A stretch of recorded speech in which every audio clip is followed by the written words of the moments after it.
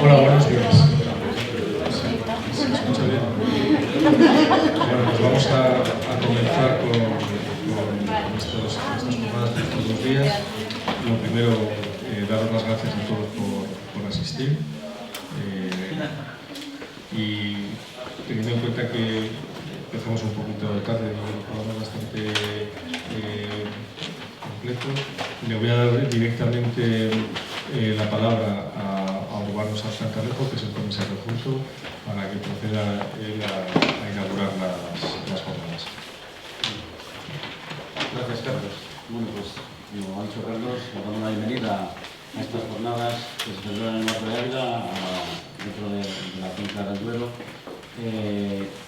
Voy a ser muy corto porque simplemente decir que dentro de la Confederación Nacional del Duero, una de las prioridades que tenemos es la mejora del estado de la masa de agua, como no puede ser de otra manera, pues es un mandato de la Directiva Marco del Agua. Y dentro de estas actividades para mejorar el estado de la masa de agua, pues la Confederación lleva unos cuantos años ya realizando una serie de actividades en esa línea. Para nosotros la mejora de la continuidad longitudinal y para promover la migración piscícola creemos que es fundamental porque es un indicador de que nuestras masas de agua mejoran. La eliminación de obstáculos es un tipo de acciones que llevamos haciendo unos cuantos años, que continuamos realizando. Dentro de la cuenca del Duero creo que es la cuenca que más obstáculos se han eliminado de nuestros ríos. Se han eliminado incluso ya presas de relativa entidad. Creo que tratar de saber el vídeo de la eliminación de la presa de Naravalle, que es una presa de 14 metros, también de más de 10 metros se han demolido otras dos presas, se han eliminado muchos obstáculos, se han terminalizado también otros muchos, y en los azudes de muchos aprovechamientos, sobre todo aprovechamientos energéticos, se les ha exigido también que construyan pasos piscícolas y digamos, el grado de cumplimiento es relativamente alto. Luego hay más cuestiones que, claro, que en esa línea tenemos que comprobar.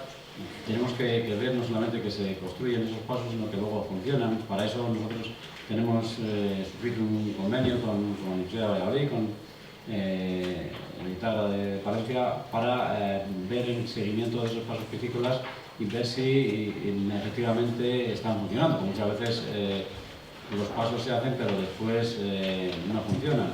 Dentro de estas actividades pues también está el proyecto CIFRIBER. El proyecto CIFRIBER es un proyecto que se inició hace 2 años, que incluye una serie de actividades, entre las que están la celebración de jornadas como esta, que yo creo que son de mucho interés porque reúnen a muchos expertos, a muchos interesados en esta materia, que conviene que pues, todas las cuestiones relativas a, digamos, a la mejora de la ictiofauna de nuestros ríos pues se vean y se debatan y se saquen conclusiones para ver cómo podemos continuar mejorando.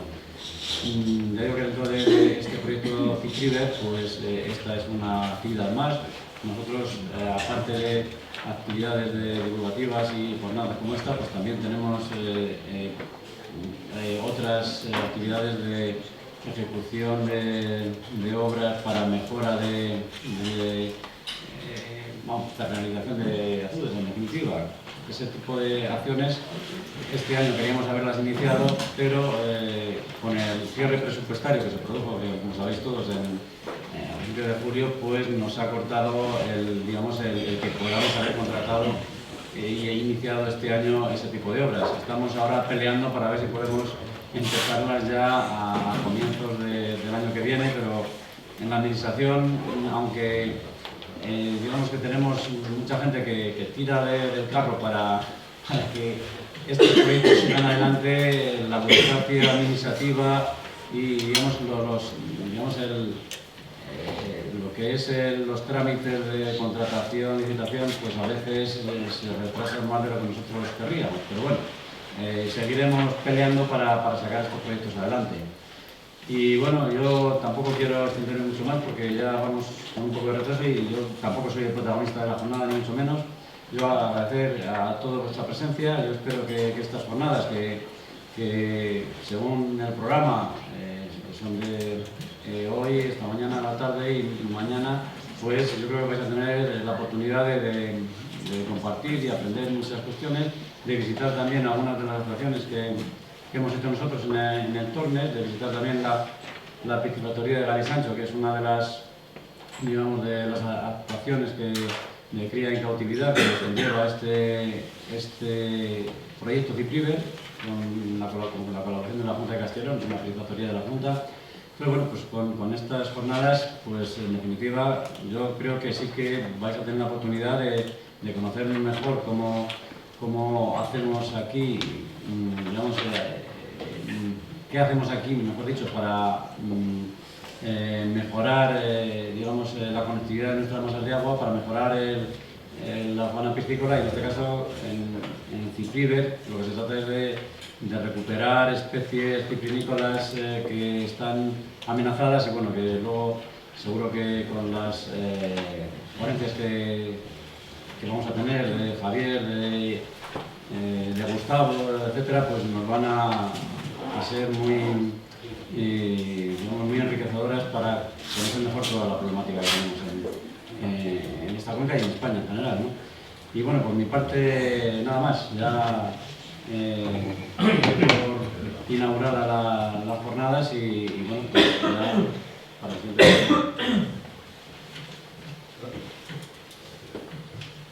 Gracias, Urbano.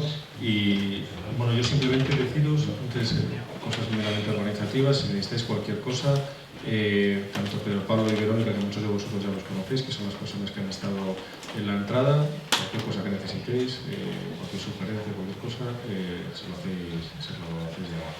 Y siguiendo con el orden de las jornadas, le voy a ceder la palabra a Javier Bobón, que bueno, nos ha hecho el favor, porque se las hemos pedido para que fuera el que iniciara la primera de las ponencias.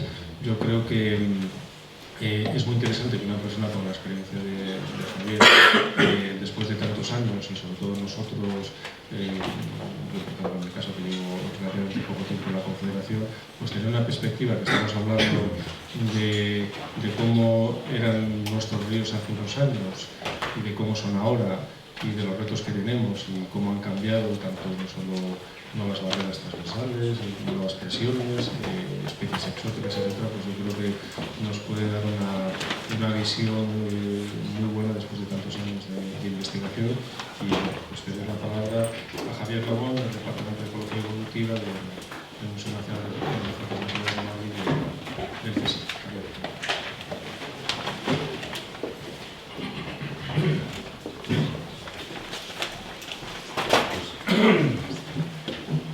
Debo reconocer que a veces la vida me trata bien, no ha sido siempre así, pero a veces me trata bien. Si no os importa, prefiero estar de pie, hablo mejor de pie que sentado.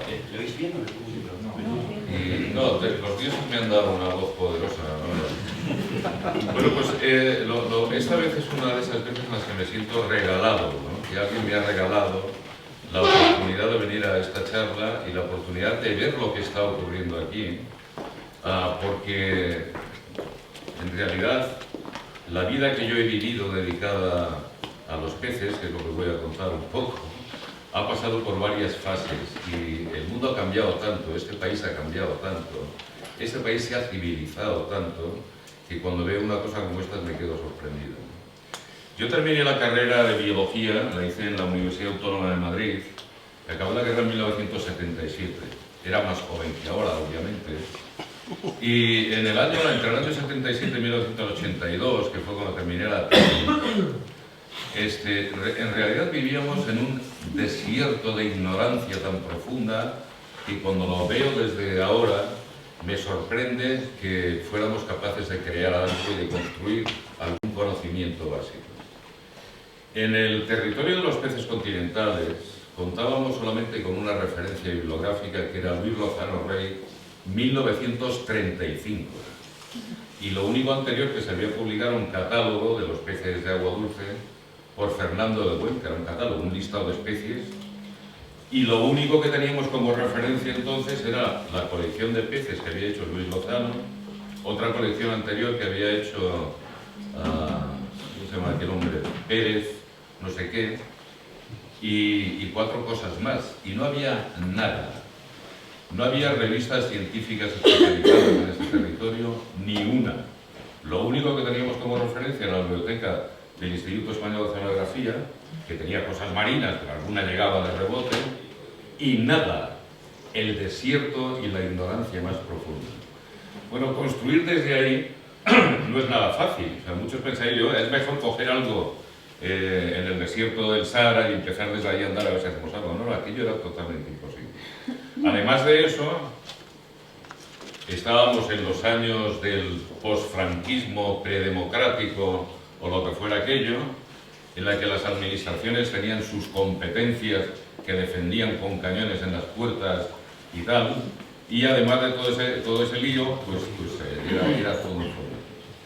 Total que, como no había manera de hacer absolutamente nada, pues empezábamos a coger peces de una manera u otra y terminamos en el cuartelillo de la Guardia Civil. Yo, desde luego, he estado 2 noches a lo largo de mi vida en el cuartelillo de la Guardia Civil.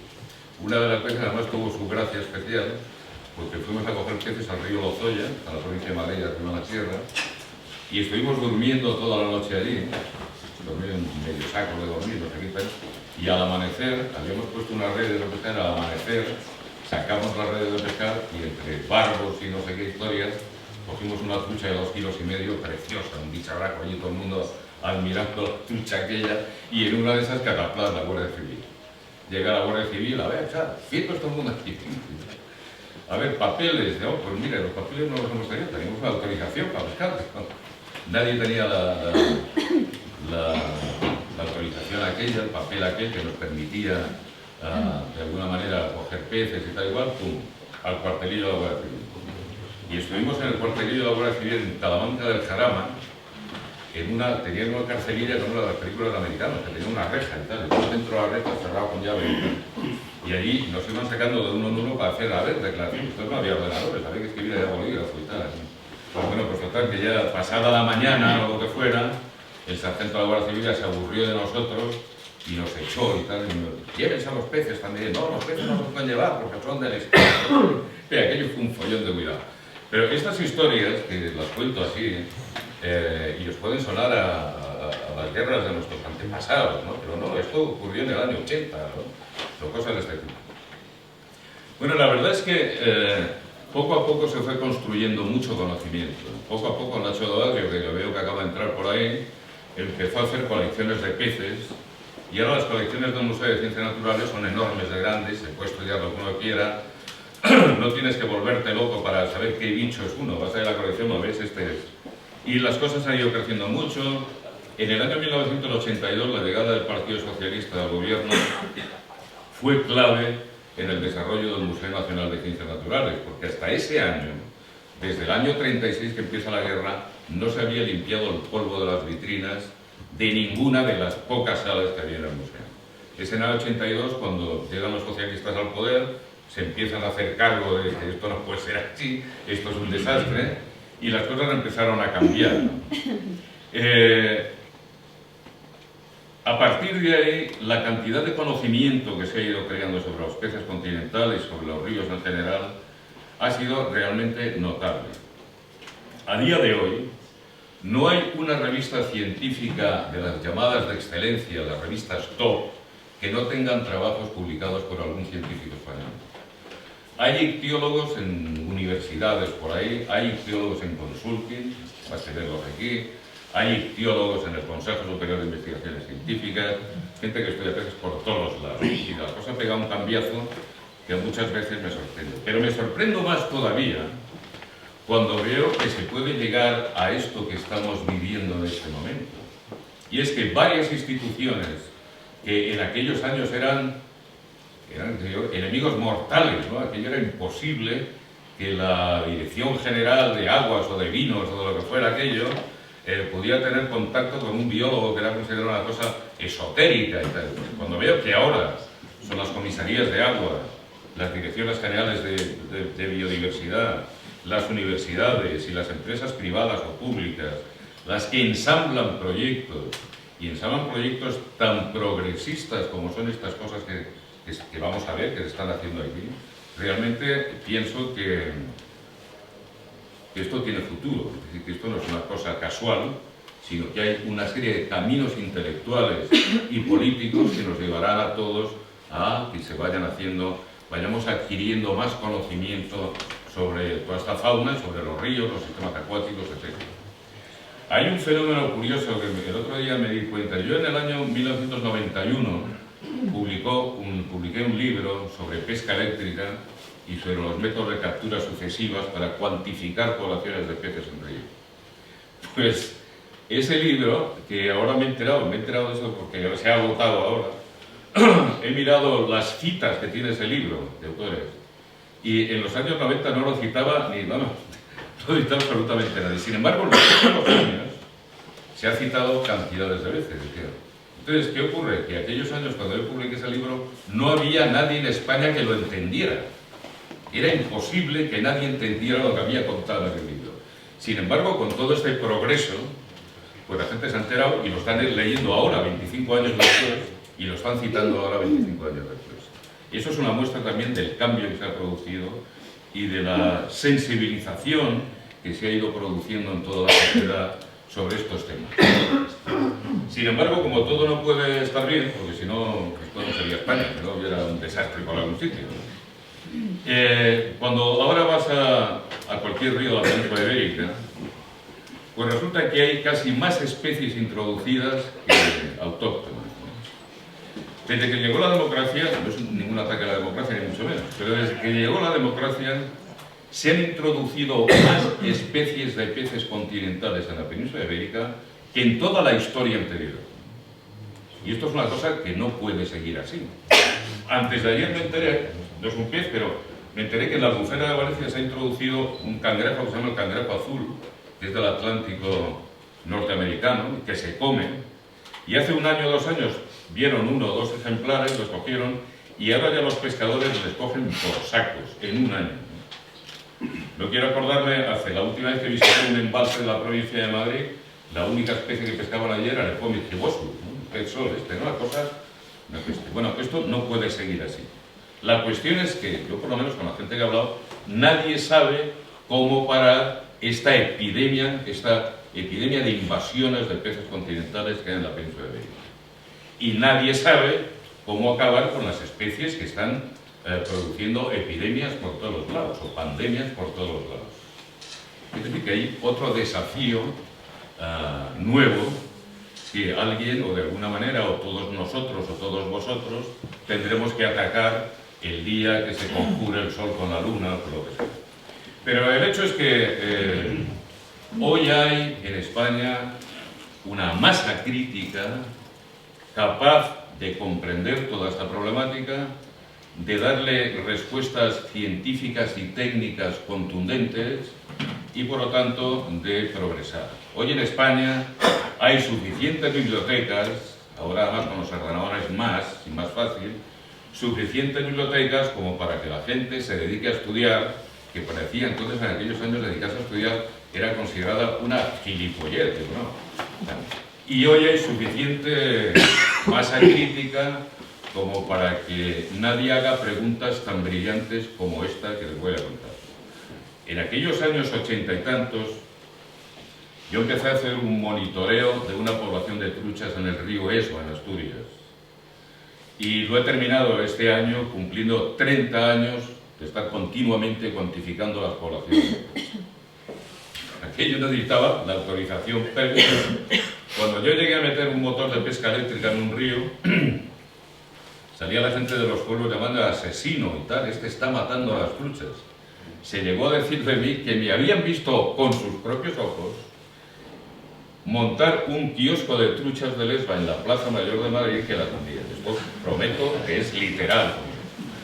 Pero un día que yo me reuní con un político importante, que sería de tal igual, para que me diera las autorizaciones y tal igual, tío muy serio, me mira a los ojos como con toda la seriedad intelectual que demuestran muchos políticos y me dice, claro, no, si por mí me pasa muy bien, lo estoy, pero en realidad de una trucha, ¿qué coño se puede estudiar? Me quedan... Casi se me salta la clave de este tío. Pero esto es verdad y algún día lo contaré en un libro. Pero bueno, esto ya ha pasado, toda esta fase ya ha pasado. Ahora tenemos otros desafíos por delante, que son las especies introducidas y cómo acabar con ellas. Y hay mucha gente joven, hay mucha gente que estudia biología, que estudia ingenierías medioambientales, que se llama, es decir, gente que está muy preocupada por, o tiene la sensibilidad de dedicarse a este oficio, y tiene muchos medios de todo tipo. Sobre todo una gran contribución que ha hecho la ingeniería electrónica y tal, es inventar todo este tipo de marcajes esotéricos, tal cual. Ayer, como yo lo pondré, he sido yo parte del protagonismo y no debería contarlo, pero creo que el máximo al que ya llegó esto, ayer salió publicado un trabajo en Science sobre las migraciones de las anguilas, de la cual yo soy uno de los autores, y esto se ha hecho con unas marcas que se llaman pop-up tags, y hemos podido seguir a las anguilas por el Atlántico Norte hasta el Mar de los Sargazos, y este trabajo ha sido, yo creo que es la cumbre, desde que empezamos en el desierto de la ignorancia profunda a llegar a publicar en Science, pues hay un recorrido muy largo, que es el recorrido que hemos pasado, por el que hemos ido, hemos venido, nos hemos estrellado, no todo ha sido, nos hemos estrellado más de una vez, pero bueno, veros aquí a todos en estos proyectos de mejora de la calidad de los ríos, de aumentar la conectividad, de quitar embalses, de hacer todo este tipo de cosas que a mí me parecen maravillosas, pues yo soy el que os da las gracias a todos, no solo por haber venido y por estar aquí tal, sino por dedicaros a un oficio tan digno y tan bonito como es este. Gracias.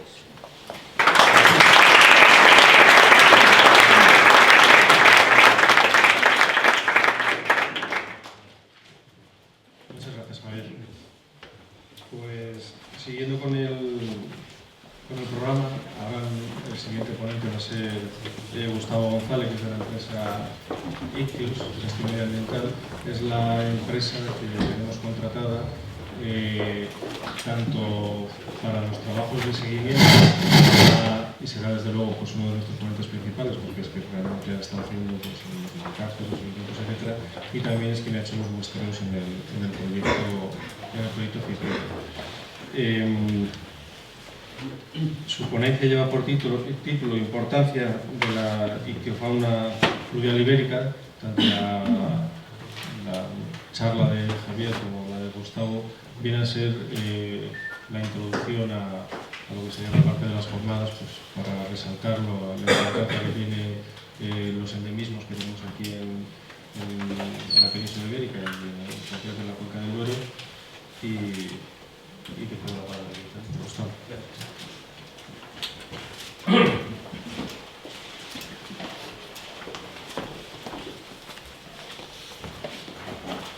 Bueno, buenos días a todos.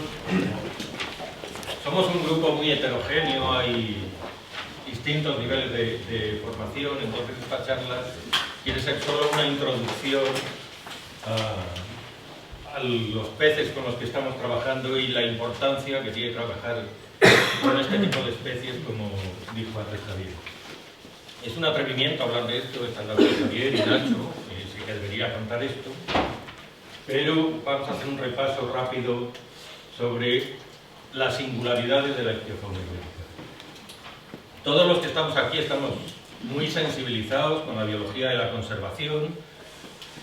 El público en general sabe mucho de nuestras especies más emblemáticas, todos saben las andanzas de los últimos osos cantábricos o las últimas liberaciones de linces, pero seguro que incluso alguno de los que estáis aquí en esta sala no sabéis quién es este pez que vemos ahora.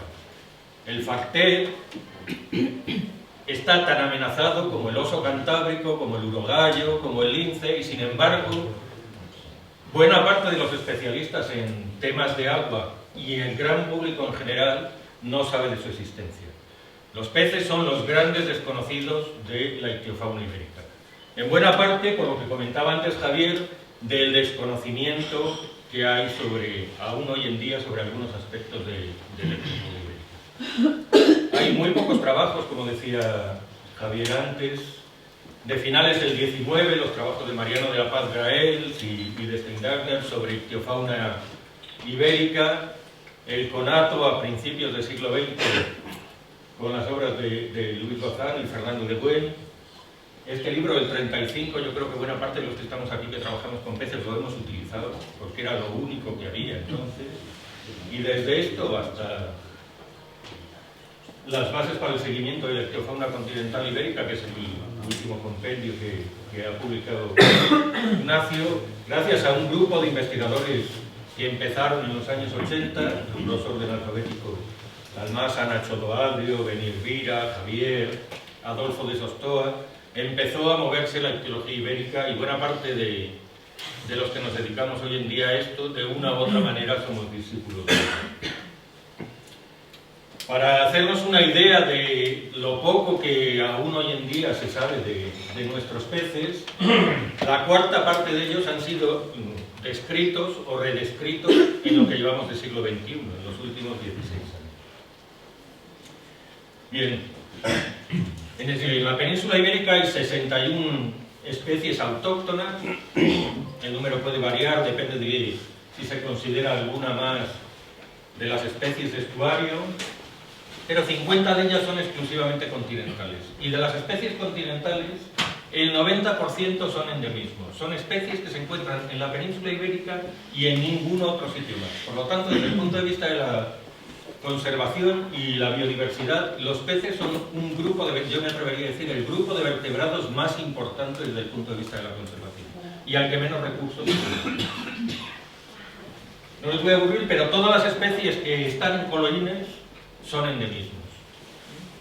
Como veis, de las especies que hay en la península ibérica, muy pocas las compartimos o existen en otros sitios del mundo. La mayor parte son exclusivas de la península ibérica. Y he puesto aparte los ciprínidos porque siempre han sido considerados peces de segunda clase y sin embargo son el grupo más interesante que tenemos. Con él prácticamente todos, menos uno que está en discusión si es autóctono o no. Nacho, ¿qué decimos? ¿Sí o no? ¿La tenca?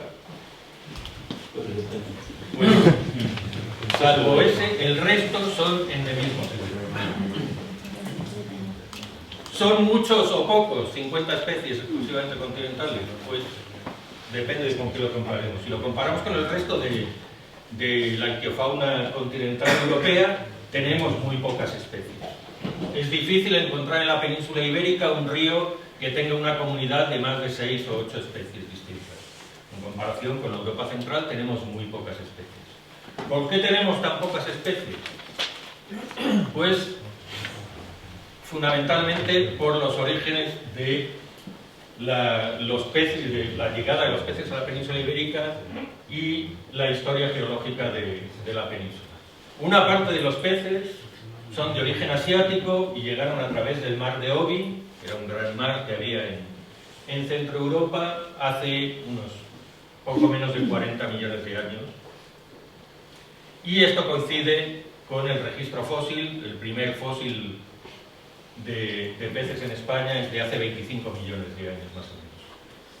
Otra parte de nuestros peces llegaron hace unos 6 millones de años en la crisis del Messiniense, cuando se formó el lago Mare, cuando el Mediterráneo se secó y se interconectaron las cuencas. Los estudios de Nacho, de genética molecular, que permiten seguir la filogenia de las especies, demuestran que antes de ese periodo del Messiniense ya había especiación de alguna de los grupos de peces que tenemos en la península ibérica, mientras que otros, como el fartet que veníamos al principio, llegaron en ese periodo de desecación. Hay una tercera hipótesis, también de algunos peces que llegaron a través de un puente entre Irán, Anatolia y los Cárpatos a Europa y que pudieron llegar aquí. Hace unos 5 millones de años fue el final de la crisis del Messiniense, se abrió otra vez el estrecho de Gibraltar y el Mediterráneo se volvió a llegar, y eso es el origen de la crisis ecológica más importante. Porque estudios muy recientes, de hace unos 5 años, dicen que el Mediterráneo se llenó muchísimo más rápido de lo que se pensaba, en apenas 2 años, con velocidades de entrada en el estrecho de Gibraltar de más de 100 km por hora. Eso provocó un aislamiento rapidísimo de las poblaciones de peces y que los procesos de especiación fuesen mucho más intensos. Si a eso añadimos que la península ibérica, que en aquel entonces fundamentalmente drenaba hacia el Mediterráneo, basculó y empezó a drenar fundamentalmente hacia el Atlántico, aisló mucho más a las poblaciones de peces y favoreció esos procesos de especiación. Por eso tenemos una fauna tan singular en la península ibérica.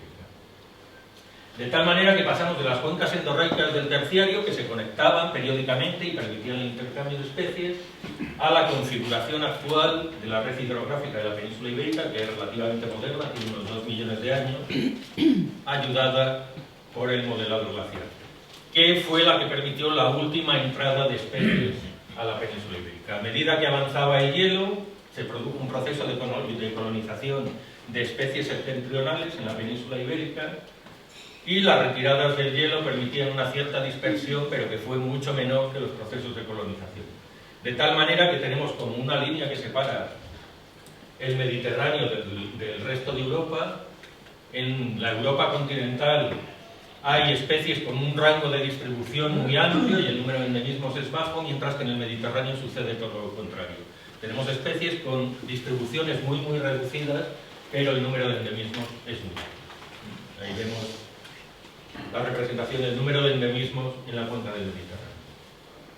Pero esta fauna tan singular es una de las faunas de peces más amenazadas de Europa. Si comparamos este mapa de especies amenazadas con el que veíamos antes de abundancia, vemos que prácticamente son el negativo. Tenemos una fauna no muy rica en comparación con el resto de Europa, muy interesante desde el punto de vista de la biodiversidad, y tremendamente amenazada. Utilizando las categorías de la Unión Internacional de Conservación de la Naturaleza, no uso esta, sino el Catálogo Español de Especies Amenazadas, porque incluir una especie en el catálogo tiene connotaciones políticas, no solo de conservación, y por lo tanto refleja menos la realidad, pues tenemos que el 93% de nuestras especies autóctonas están en alguna categoría de amenaza. Yo creo que se merecen un esfuerzo mayor de las administraciones y de la sociedad para su conservación. A estas especies autóctonas las acompañan otras especies exóticas que constituyen uno de los mayores factores de amenaza, como ya dijo Javier antes, y que tienen orígenes muy diversos.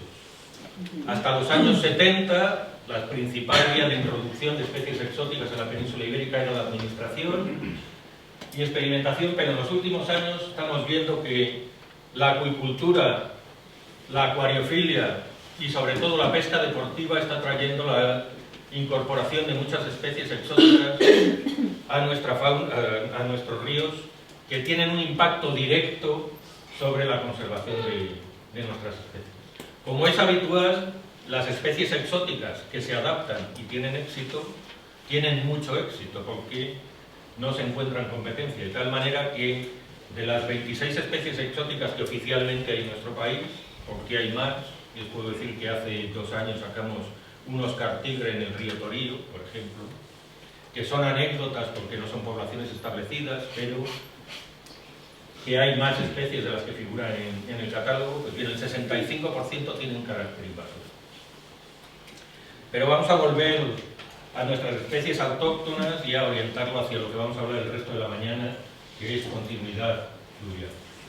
Una característica de prácticamente la mayoría de estas especies es que necesitan moverse por el río para completar sus ciclos vitales.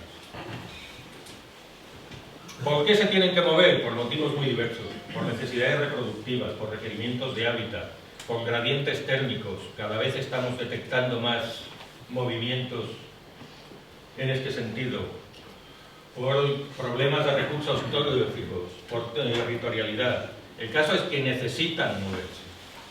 Y lo hacen de muchas maneras en función de sus requerimientos, desde grandes migradores, como las anguilas o los salmones, que viajan entre el mar y el río, peces que se mueven decenas, incluso centenares de kilómetros a lo largo de los ríos, pero siempre en el río, peces mucho más modestos que se mueven unos pocos kilómetros, en ocasiones unos centenares de metros, pero que sin ese movimiento su población puede estar amenazada, peces que viven siempre en el mismo tramo del río y algunas otras especies que son capaces de combinar la vida entre el río y el mar en las desembocaduras.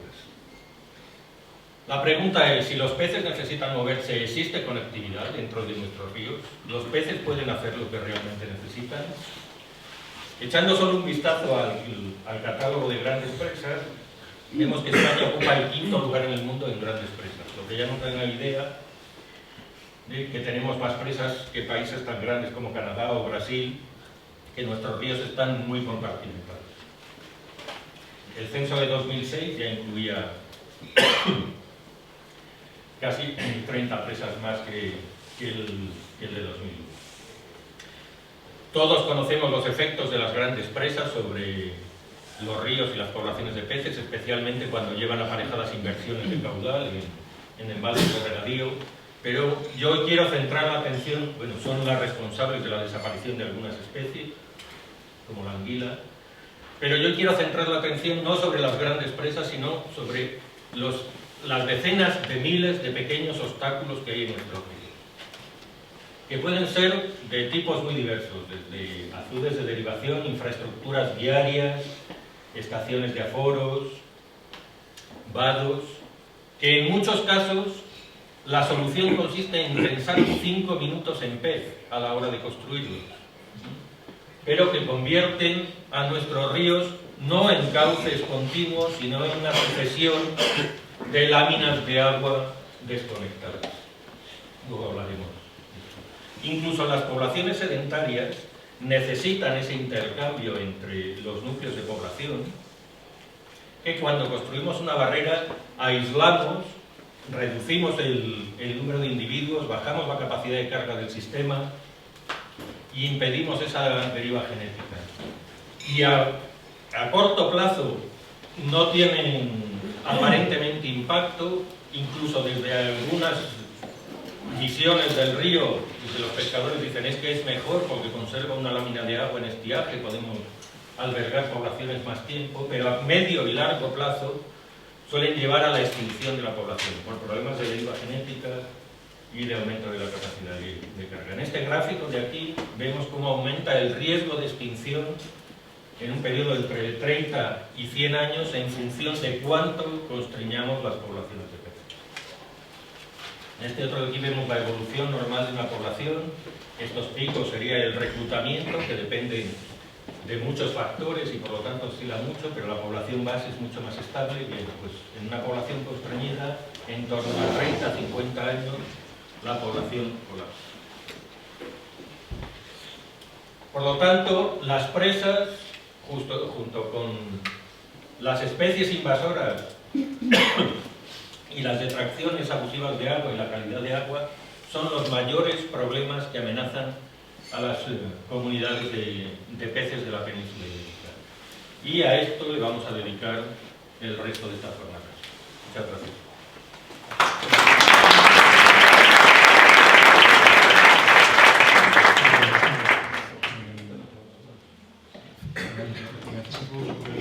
Para que podamos poner la siguiente presentación.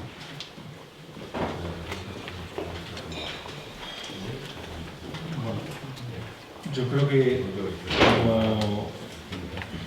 como charla de introducción para recalcar la importancia que tiene todas estas especies endémicas y la importancia que tiene también que hagamos anotaciones y obras de mejora para poder mantener y conservar estas especies.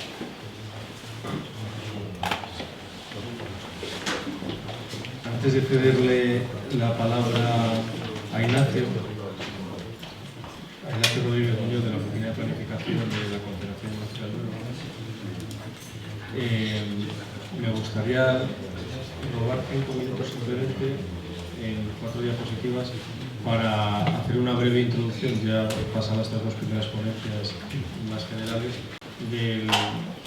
del motivo por qué hoy se celebran aquí las jornadas en el Barco de Ávila y para, de alguna forma, hacer el contexto general de las actuaciones que venimos realizando.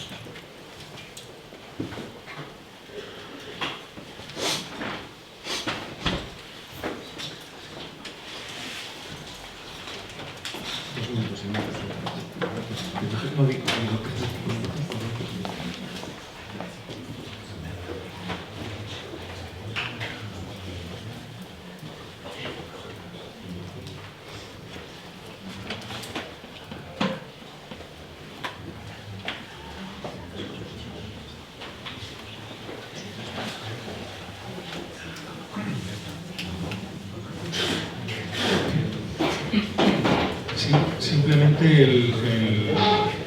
aunque la mayoría de los trabajos que estamos haciendo, sobre todo estos de marcajes, han sido en este año y el año anterior, ya venimos trabajando aquí en esta cuenca del Tormes desde el año 2010-2011. Entonces, ¿por qué el Tormes? Bueno, es un río muy interesante, es un río que no está regulado, está en el embalse de Santa Teresa, con lo cual tiene una cuenca muy importante y mantiene unas condiciones naturales muy bien conservadas. Y luego hay otro factor que ya ha salido, que es que es de los, yo creo que probablemente el único río que tenemos en la cuenca del Duero hasta el momento en que está libre de especies exóticas invasoras. Y esperemos que siga así durante mucho tiempo. Existe la amenaza porque ya han aparecido las primeras especies invasoras en el embalse de Santa Teresa, y es un poco el embalse de Santa Teresa el que ha sido, digamos, la barrera, porque por debajo del Tormes, que es el tramo medio ya de Salamanca, hay muchísimas especies invasoras, pero es una de las peculiaridades que tiene este tramo alto del río. Está bastante bien conservado lo que es el río, y sobre todo que está libre de especies invasoras. ¿Por qué hemos centrado tantos esfuerzos aquí en el Tormes y nos hemos plantado tantas obras y le hemos dado tantas vueltas, que no ha sido fácil incluso para la Confederación? En los últimos, aproximadamente, por decir una cifra, 15 años, se empezó a observar que las poblaciones, sobre todo de ciprínidos, porque hay que considerar que el tramo realmente truchero es del Barco de Ávila para arriba y del Barco de Ávila para abajo, aunque también están las truchas más ciprínidos.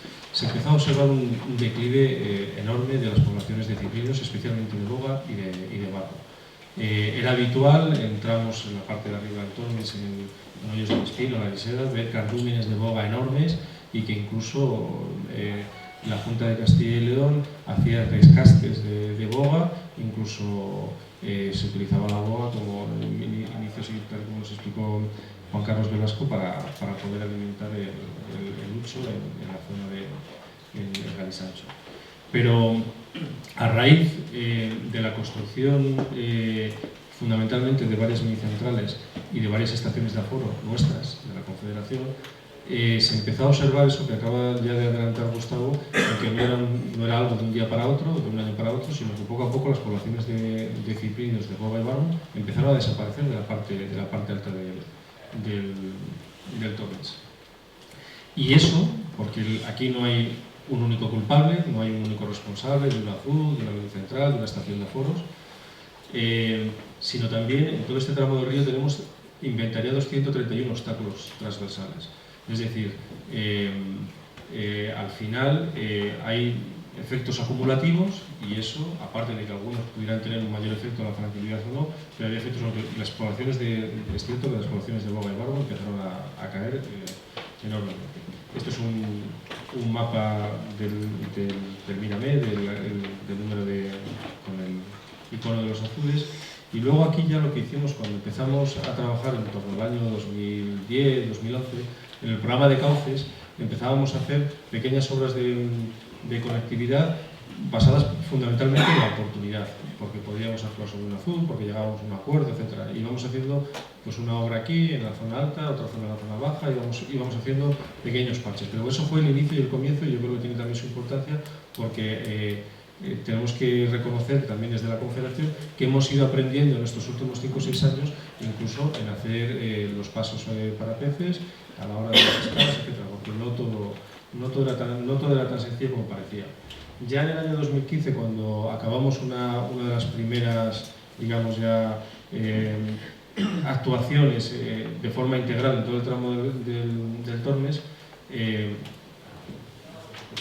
antes del tramo del Tormes hicimos una evaluación. Bueno, están inventariados los azudes con un índice en que se evalúa el grado de tranquilidad, con una puntuación de 0 a 100, y básicamente aquí el motivo en que varias masas de agua, de acuerdo con la directiva marco de agua, no cumplen el buen estado en el Tormes, eran por presiones hidromorfológicas y eran por los obstáculos transversales que existen. Hasta el momento hemos actuado en 36 obstáculos. Hay muchos más, muchísimos más, pero la gran mayoría de estos obstáculos son pequeños obstáculos tradicionales, de piedra, algunos medio abandonados, medio derruido, y más o menos esos son más o menos franqueables. Y bueno, una imagen de los obstáculos donde hemos actuado. 8 demoliciones, la más digamos, importante fue la demolición de la presa de la Retuerta, y este año que hemos demolido la Confederación Hidrográfica del Duero, una estación de aforos del SAI que teníamos en Puente de Angosto, que después de muchos años de estudio era más o menos franqueable en función de los caudales, en función del año, pero caprichosamente los caudales muchas veces no correspondían con los movimientos de la boga y del barro, etc.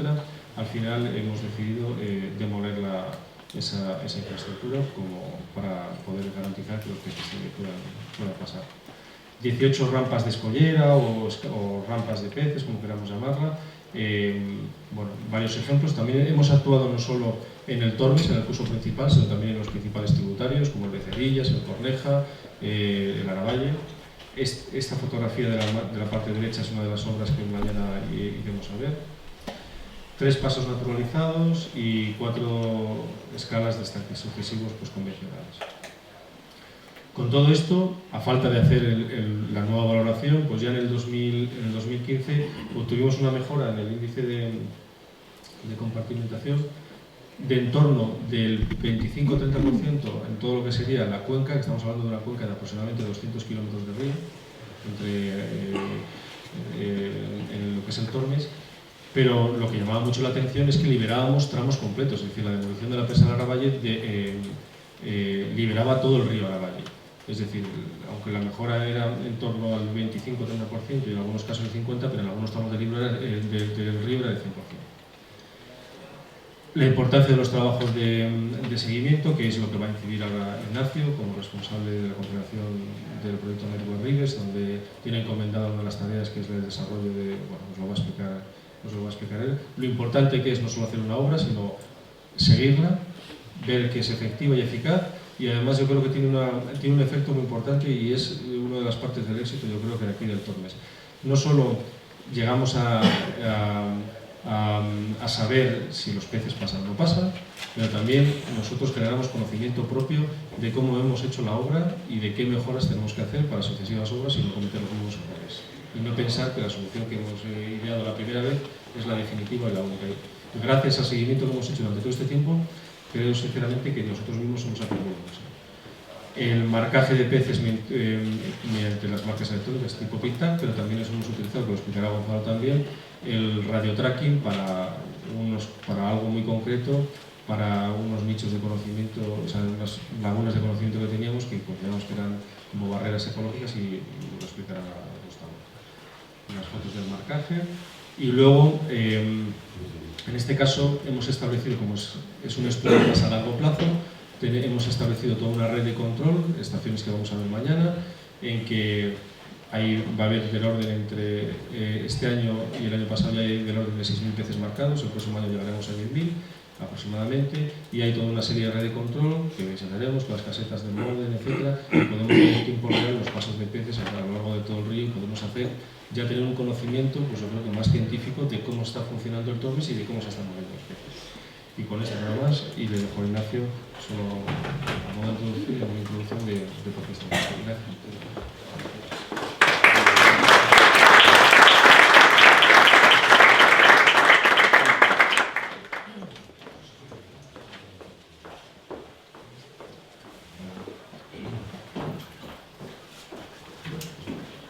Bueno, como decía Ignacio, anteriormente estuvo en la Comisaría de Aguas, ahora está en la Oficina de Planificación Hidrológica y forma parte del proyecto Meteo Ribes, que es otro de los proyectos LIFE junto al CIPRIVE en los que participa la Confederación Hidrográfica del Duero y que tiene una parte muy interesante ligada con la conectividad, que es la parte que le corresponde a la Confederación, y os explicará un manual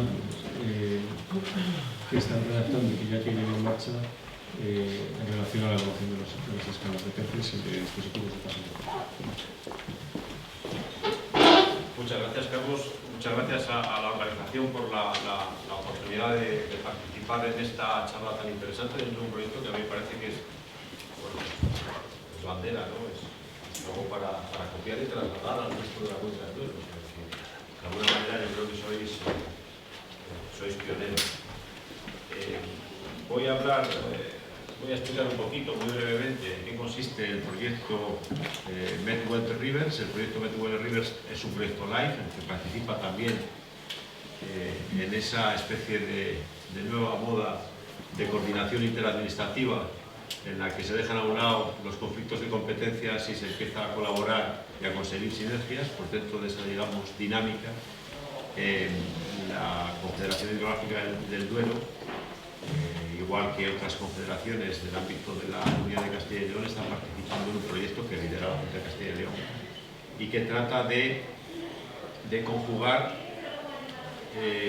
o de coordinar las potencialidades y las actuaciones de dos ámbitos muy diferentes de la administración pública, dos ámbitos que proceden fundamentalmente de directivas o de cuerpos de directivas diferentes. Por un lado, como sabéis, están las directivas del agua, la directiva marco y todas las demás directivas del agua, que es, digamos, la legislación europea que nutre o que sirve de guía a las actuaciones de las administraciones del agua, de las administraciones hidráulicas.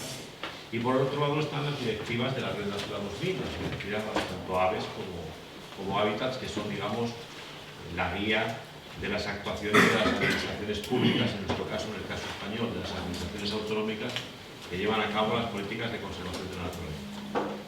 La Comisión Europea ya detectó en el año 2010 pues que había, digamos, cierta descoordinación y que sería bueno hacer un ejercicio de intercomparación de los enfoques que proceden de los dos ámbitos y buscar sinergias en la medida de lo posible, y ya se hizo un ejercicio entonces a un nivel muy teórico para ver, digamos, la coordinación entre estos diferentes ámbitos administrativos. Como traslación práctica de ese ejercicio teórico que hizo la Comisión, que generó un informe en el año 2011, que es un informe muy interesante, cuya lectura recomiendo, pues la Junta de Castilla y León, en colaboración con la Confederación del Duero y otras confederaciones del ámbito mediterráneo, de la parte mediterránea de la Comunidad Autónoma de Castilla y León, me refiero al Miño-Sil, al Ebro y al Tajo. La del Cantábrico no entra porque los ecosistemas o digamos las TEC que se han incluido son del ámbito mediterráneo, pues estamos colaborando. Ni que decir tiene que por coincidencia territorial es la Confederación del Duero, como sabéis, la que tiene mayor superficie dentro de lo que es Castilla y León, y somos los que estamos colaborando de una forma más activa. Esto es, digamos, algunas de las cosas que nos unen y que nos separan dentro de los dos ámbitos, digamos, de intervención administrativa. Tenemos diferentes unidades de gestión, mientras que nosotros hablamos de masas de agua, nuestros compañeros de la parte de conservación de la naturaleza hablan de hábitats y especies. Tenemos diferentes elementos de valoración, de calidad. Nosotros hablamos de indicadores, en el otro ámbito se habla de valores. Partimos de una base diferente, nosotros establecemos condiciones de referencia. Parece ser, y este es un problema que tiene la Directiva de Hábitats, que esas condiciones de referencia no están demasiado bien establecidas, que tienen una visión un poquito estática del asunto. En fin, se están detectando cosas muy interesantes.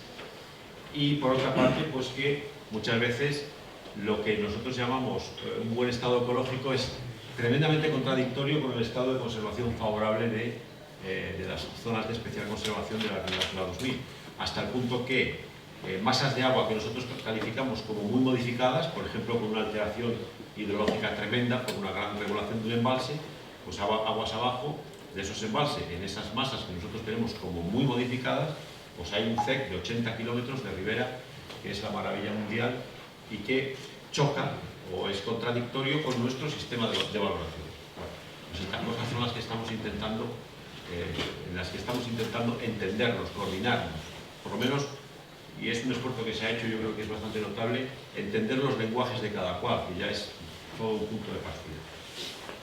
Dentro de las acciones que está haciendo la Confederación del Duero, estamos haciendo 4 acciones, las más importantes o las más nucleares del proyecto serían las A5 y A6, que son acciones preparatorias, son acciones más de intervención.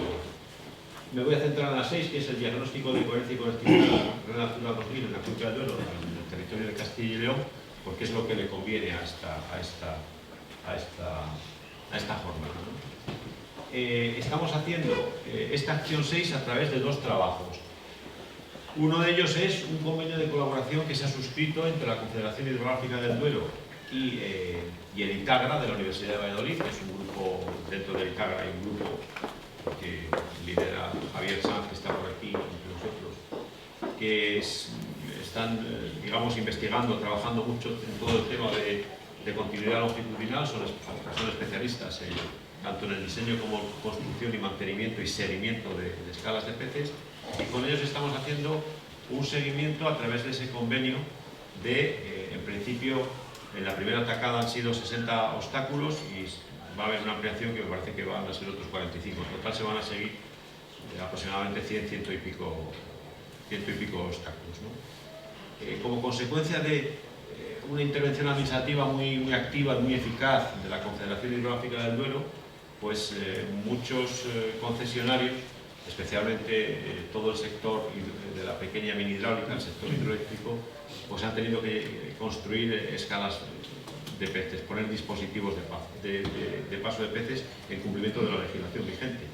Y desde el principio empezamos a detectar que había un tremendo problema no solamente en el diseño, en las fases de diseño, en la selección de alternativas para instalar esos dispositivos de paso, sino luego llegamos en la fase constructiva y en la fase de mantenimiento.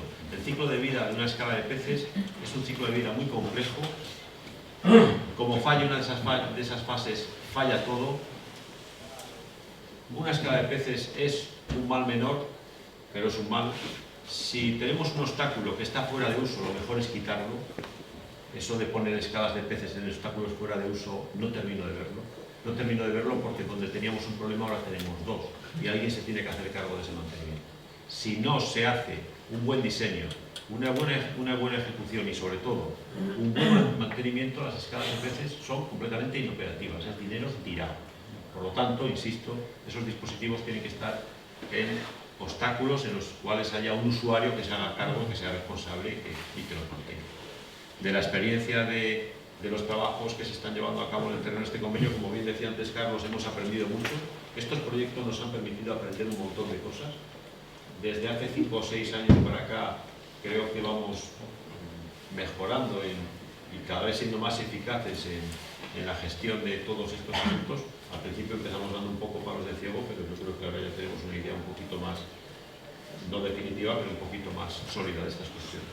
Y desde luego sabemos que el seguimiento de dispositivos de paso es un tema que no se puede dejar. No vale hacer y largarte, es una cosa que requiere un trabajo continuo, que dure como mínimo el ciclo de vida del obstáculo al que da servicio. Aparte del seguimiento se está haciendo un manual de evaluación, es un documento de 40 o 50 páginas muy sencillito, en el cual, o a través del cual se va a trasladar, se va a poner a disposición de todo el mundo para que todo el mundo sepa qué es lo que hay que mirar o qué es lo que hay que saber, cuáles son las variables de funcionamiento de un dispositivo de paso de tipo escala de peces y que sea una herramienta, digamos, de trabajo, tanto de trabajo para el diseño como trabajo para el seguimiento.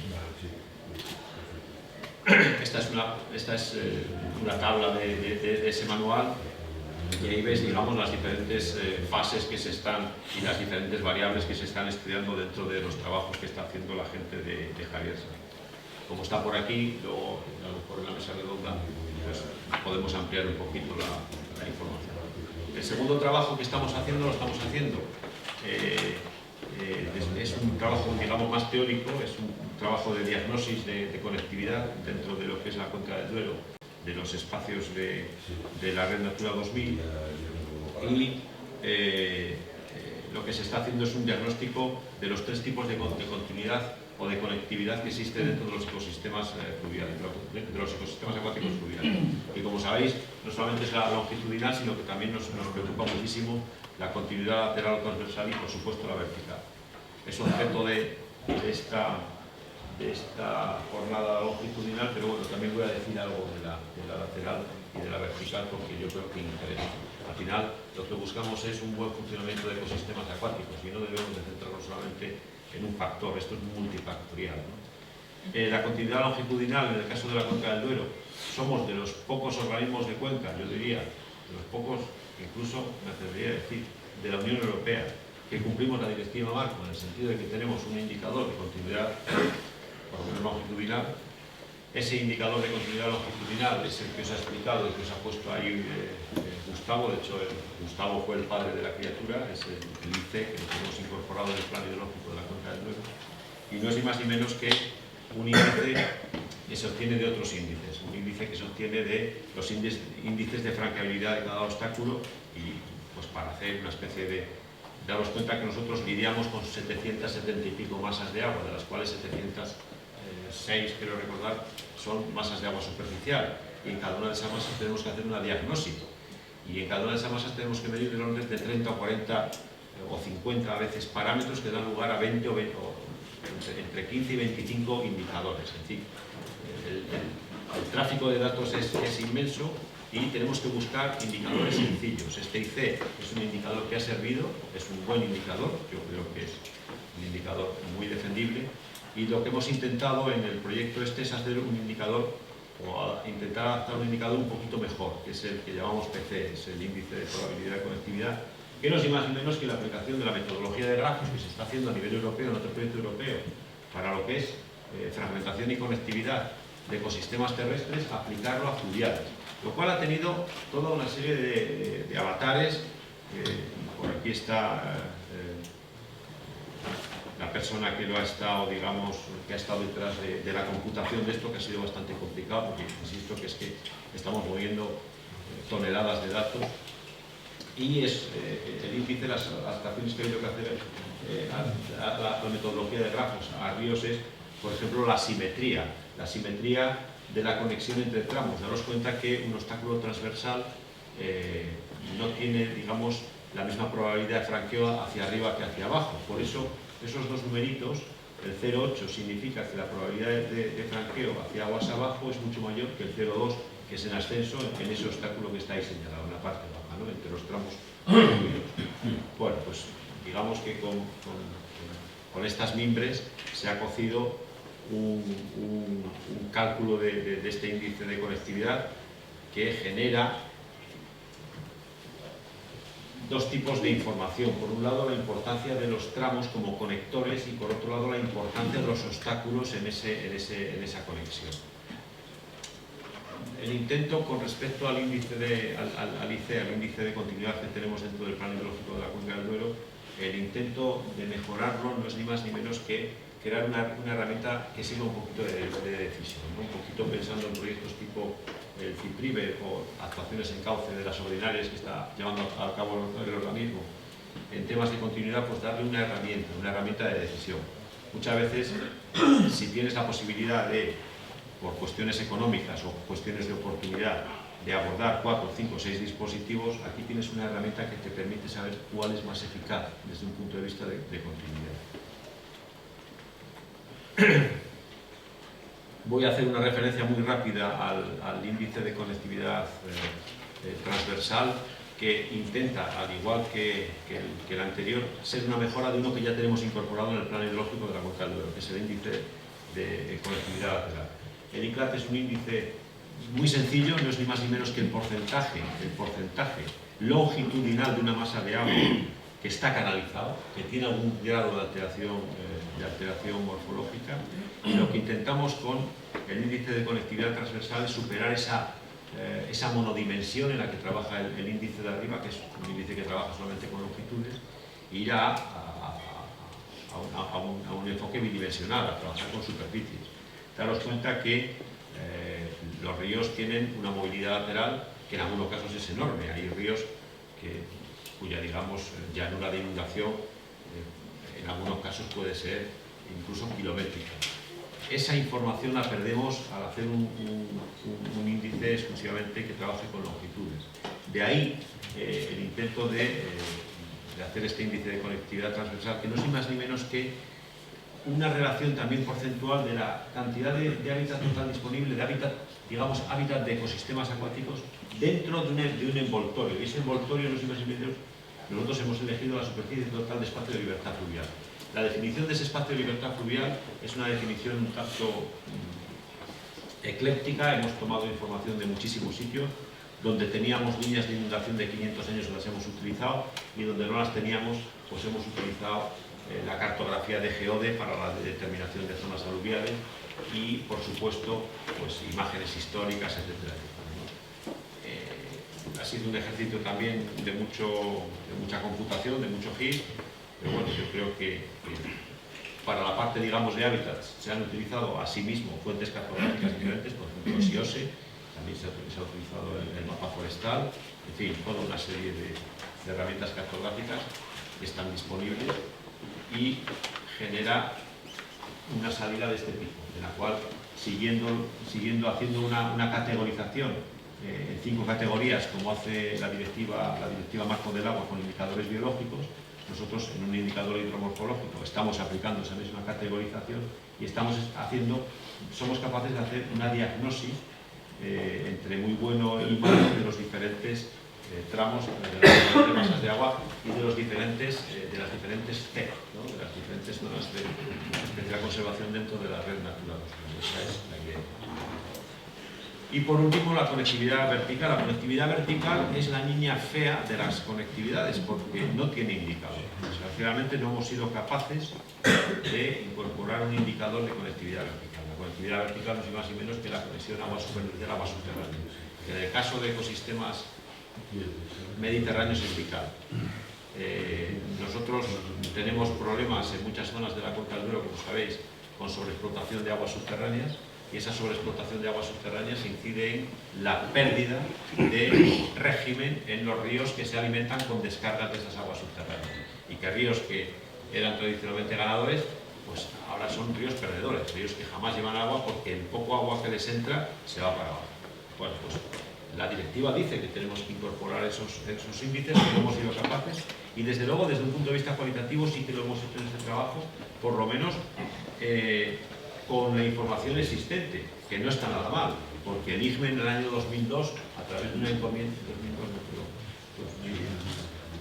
2009, a través de una encomienda de gestión que hizo con el Ministerio, entonces Ministerio de Medio Ambiente, pues elaboró, con información histórica, elaboró una especie de mapas de todas las cuencas españolas, distinguiendo los tramos de ríos ganadores y perdedores y la tipología de ganancia o pérdida, si es puntual, difusa, en fin.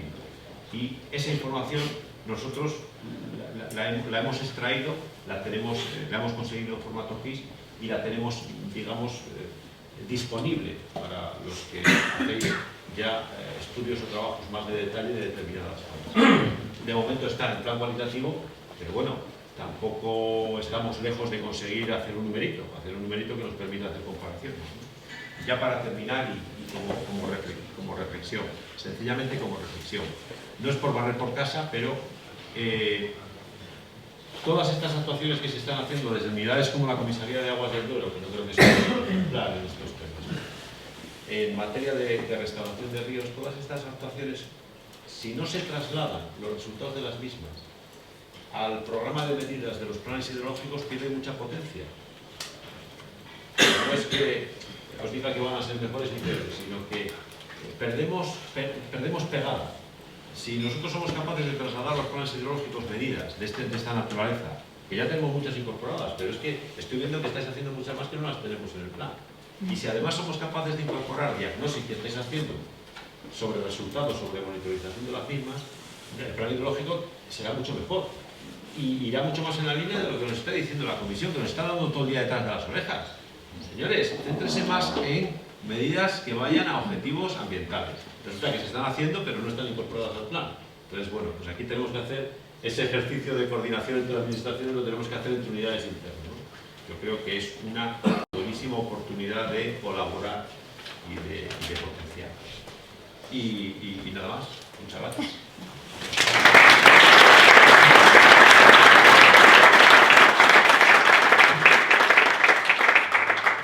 Yo creo que de lo que ha dicho Ignacio, ahí me hace tres comentarios. Ahí sobre los índices, la verdad es que detrás de todo el desarrollo de estos índices, de todo ese trabajo, hay una información y un conocimiento. Es muy importante. Y para mí yo creo que la importancia que tiene al final el que podamos llegar a un número algo resumido es que en definitiva en la Confederación, bueno, Ignacio es biólogo, yo soy ingeniero químico, compañeros míos los hay ingenieros de caminos, de obras públicas, veterinarios, ciencias ambientales, hay de todo. Y al final nosotros somos gestores y lo único por lo menos que se espera de nosotros es que tomemos buenas decisiones. Y para eso necesitamos tener una información, no tanto a lo mejor comprender la información, todos los entresijos, etc., pero tenemos que tener una información clara y sencilla a la hora de tomar buenas decisiones. Ya hace 3 años hicimos un intento, yo creo que merecería Urbano que siguiéramos avanzando por ahí. A raíz de la evaluación del último estado ecológico definimos una estrategia en los cauces que a partir de una información muy sencilla, que simplemente era el inventario de azudes, los índices de IPEN, generar una serie de mapas, todo lo que era el mapa de colores de buen estado, mal estado, etc., pues ya te daba una información muy sencilla a la hora de abordar con los programas de cauces, que yo creo que es la herramienta más potente que tenemos en la Confederación, porque es donde más se invierte dinero, y que realmente los programas de cauces, yo los entiendo así, son el programa de medidas de la Confederación. Es que no puede ser otra actuación que no vaya encaminada a la consecución del buen estado o al menos en la conservación del buen estado de la masa de agua. Y luego también, ahora nos estamos fijando en la conectividad longitudinal. La conectividad longitudinal, digamos, para mí es el primer paso. Es algo evidente, es decir, los peces se mueven, es una única dimensión y tenemos que favorecer que los peces se muevan. Pero desde el punto de vista de considerar los ríos como hábitats complejos, ya empezamos a intuir, y relacionado con estos trabajos, pues la importancia que tiene la continuidad lateral, la conectividad vertical, etc. Y eso, yo que soy el responsable del programa de cauces de la provincia de Ávila, el Tormes es un río muy diferente al resto de los ríos de la provincia de Ávila, como son el Albarrillo y el Zapardí, donde ahí lo más importante es la